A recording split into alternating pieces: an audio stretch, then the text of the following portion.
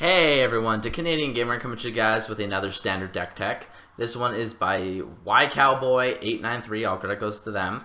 It is a standard control enchantment deck, so blue-white control enchantments. So we have 10 instant, 10 enchantment, 9 creature, 25 land, 3 sorcery, 3 planeswalker, and then 10 maybe board. The maybe board includes Celestial Flare, Dragon Lord,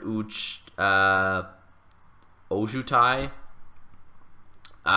Immolating Glare, Jace, Vern's Prodigy, Learn from the Past, Oath of Jace, Secure the Wastes, Sphinx's Tutelage, Swift Reckoning, and Talent of the Telepath. So, yeah, and also technically speaking, Jace Telepath Unbound. But, anyways, continuing on, we have 2 Anticipate, which is a 2-cost. Look at the top 3 cards of your library, put one of them into your hand, and the rest on the bottom of your library in any order. 2 Clash of Wills, which is X blue. Counter target spell unless its controller pays X. Horribly Awry, which is a 2-cost, devoid. Counter target creature spell with converted mana cost 4 or less. If that spell is countered this way, exile it instead of putting it into its owner's graveyard. 1 Negate, so a 2-cost negate counter target spell, blah blah blah. You know the gist of it. Ojutai's Command, which is a 4-cost, choose 2, return target creature card with converted mana cost 2 or less from your graveyard to the battlefield. You gain 4 life, counter target's creature spell, and draw a card. 2 Scatter the Winds, 3-cost, counter target spell with Awaken 3. And then 1 Void Shatter, which is 3-cost, devoid. Counter target spell, if that spell is countered this way, exile it instead of putting it into its owner's graveyard. And then on to our enchantments, we have 1 Invocation of Saint Traft, which is a 3-cost enchant creature. Enchanted creature has, whenever this creature attacks, put a 4/4 white angel creature token with flying onto the battlefield, tapped and attacking. Exile that token at the end of combat.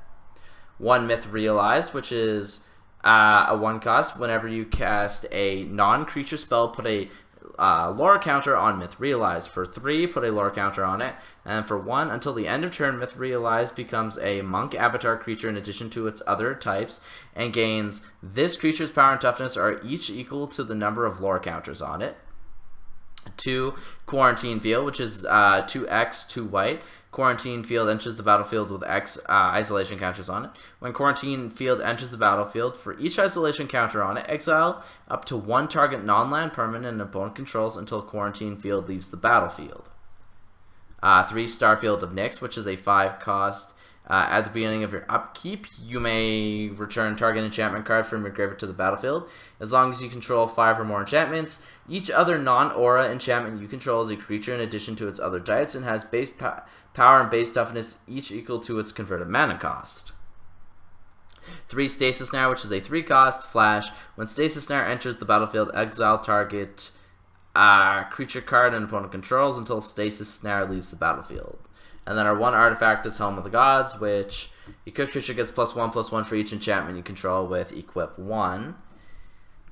Creatures, 2 Disciple of the Ring, which is a 5-cost, 3/4/1. Exile an instant or sorcery card from a graveyard, choose 1. Counter target non-creature spell unless its controller pays 2. Disciple of the Ring gets +1/+1 until the end of turn. Tap target creature or untap target creature. 1 Icefall Regent, which is a 5-cost, 4/3 flying. When Icefall Regent enters the battlefield, tap target creature an opponent controls. That creature doesn't untap during its controller's untap step for as long as you control Icefall Regent. Spells your opponent can cast on target on that target, Icefall Regent costs 2 more to cast. Noyan Dar, Royal Shaper, 4/4 for 5. Whenever you cast an instant or sorcery spell, you may put 3 1/1 counters on target land you control. If you do, that land becomes a 0/0 elemental creature token or creature with haste that's still a land.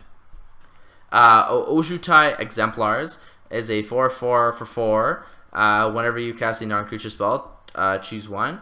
Tap target creature. Ojutai Exemplars gain first strike and lifelink until the end of turn. Or exile Ojutai Exemplars and then return to the battlefield tapped under its owner's control.